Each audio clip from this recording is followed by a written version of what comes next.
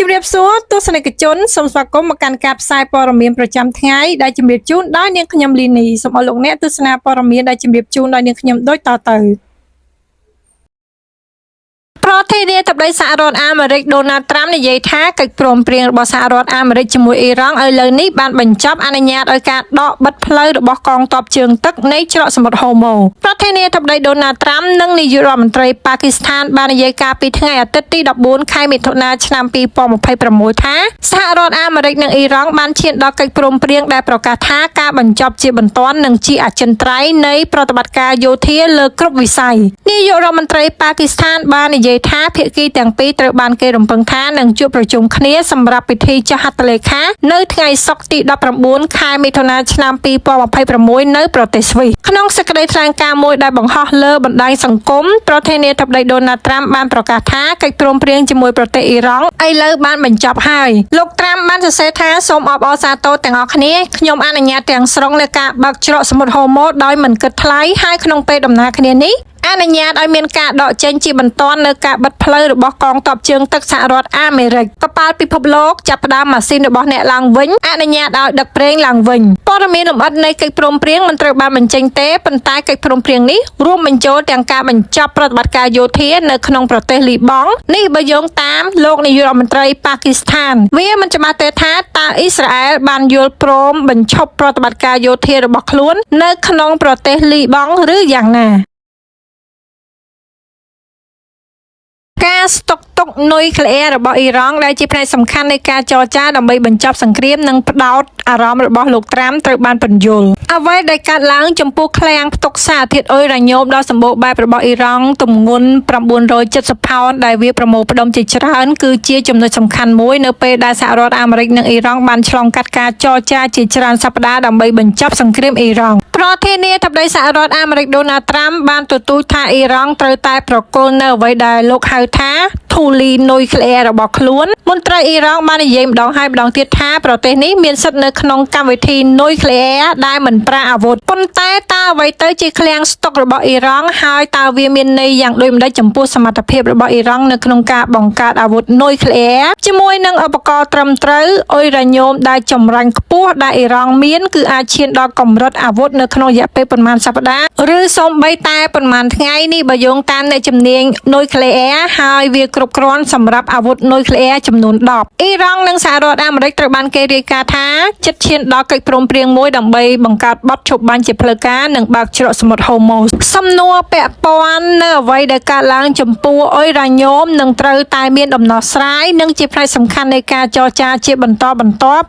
នៅតែចោទសួរនេះជាអ្វីដែលជារបាយការណ៍របស់ CNN កិច្ចពិភាក្សាទាំងនោះទំនងជាផ្ដោតលើការបន្សុទ្ធអុយរ៉ាញ៉ូមជិត 1000 ផោនដល់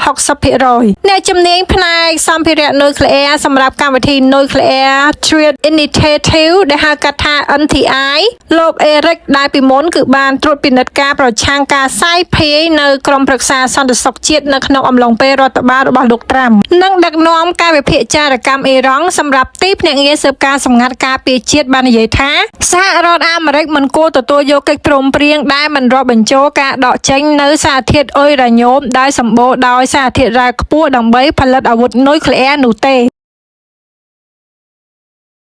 ក្រុមអ្នកដឹកជញ្ជូនជប៉ុនបានស្វាគមន៍នៅថ្ងៃច័ន្ទទី16ខែមិថុនាឆ្នាំ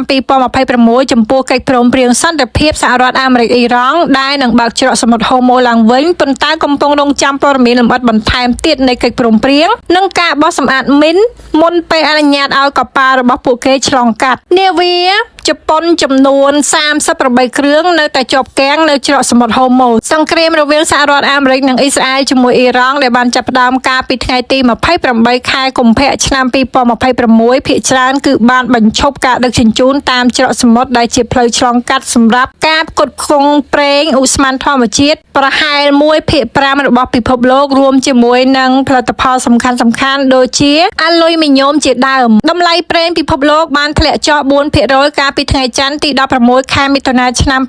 2026បន្ទាប់ពីប្រធានាធិបតីសហរដ្ឋអាមេរិកដូណាល់ត្រាំនិងអនុរដ្ឋមន្ត្រីការបរទេសអ៊ីរ៉ង់បាននិយាយថាពួកគេបានឈានដល់កិច្ចព្រមព្រៀងដំបូងដើម្បីបញ្ចប់សង្គ្រាមនិងបន្តចរាចរណ៍ឆ្លងកាត់ច្រកសមុទ្រហូម៉ូសអ្នកនាំពាក្យសមាគមរបស់នាវាជប៉ុនបាននិយាយការពីថ្ងៃច័ន្ទថាខណៈពេលដែលក្រុមនេះគឺស្វាគមន៍កិច្ចព្រមព្រៀងសន្តិភាពគឺខ្លួនរងចាំយូរបន្តិចសម្រាប់ព័ត៌មានជាក់ស្ដែងបន្ថែមទៀតដែលគាត់រំពឹងថានៅថ្ងៃទី19ខែមិថុនាឆ្នាំ2026នៅពេលដែលកិច្ចព្រមព្រៀងសហរដ្ឋអាមេរិកអ៊ីរ៉ង់ក្រុងនឹងចុះហត្ថលេខានៅប្រទេសស្វីសមានសេចក្តីរាយការណ៍ព័ត៌មានថាក្រកមីនត្រូវបានគេដាក់នៅក្នុងតំបន់នោះអ្នកនាំពាក្យរូបនេះបានបន្ថែមថាបើគិតពីស្ថានភាពយើងមិនអាចនិយាយយ៉ាងសាមញ្ញថាអញ្ចឹងតោះទៅដោយផ្អែកលើព័ត៌មាននៃកិច្ចព្រមព្រៀងម្នាក់ឯងនោះទេ Nippon Yusen ដែលជាក្រុមហ៊ុនដឹកជញ្ជូនដ៏ធំបំផុតមួយរបស់ប្រទេសជប៉ុនអ្នកតំណាងបាននិយាយថាខ្លួនសង្ឃឹមថាប្រតិបត្តិការនឹងវិលមករកភាពប្រក្រតីវិញឆាប់តាមដែលអាចធ្វើទៅបានប៉ុន្តែអ្នកនាំពាក្យបាននិយាយបន្ថែមថាវាលឿនពេកនៅក្នុងការធ្វើអត្ថាធិប្បាយលើការវិភាគនៃនាវាដែលជាប់គាំងនៅឈូងសមុទ្រលោកបានបដិសេធមិននិយាយថាតើមាននាវាប៉ុន្មានគ្រឿងរបស់ក្រុមហ៊ុនដែលជាប់គាំងនៅសមុទ្រនោះទេលោកត្រាំនិយាយទូរស័ព្ទជាមួយនឹងលោកពូទីននិងលោកសេលិនស្គីនៅថ្ងៃខួបកំណើតគម្រប់80ឆ្នាំរបស់លោកប្រធានាធិបតីរុស្ស៊ីលោកពូទីនបានសន្ទនាតាមទូរស័ព្ទជាមួយនឹងប្រធានាធិបតីសហរដ្ឋអាមេរិកលោកដូណាល់ត្រាំកាលពីថ្ងៃអាទិត្យទី14ខែមិថុនាឆ្នាំ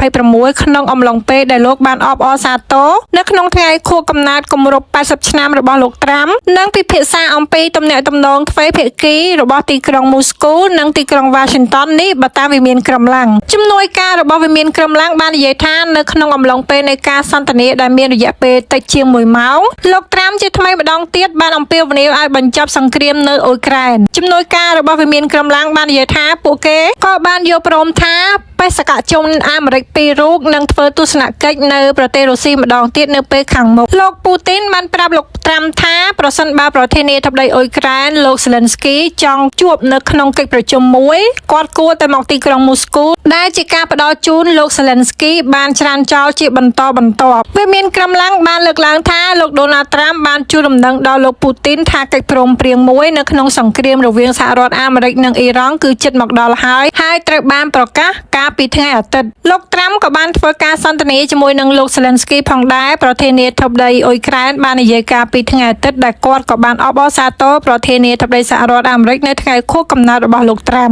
លោកសេលិនស្គីបាននិយាយថាយើងមានការពិភាក្សាយ៉ាងលម្អិតអំពីរឿងសំខាន់ៗជាច្រើនដូចជារឿងសន្តិភាពពិតជាស្ថិតនៅក្នុងចំណោមពួកគេដែលត្រូវពិភាក្សា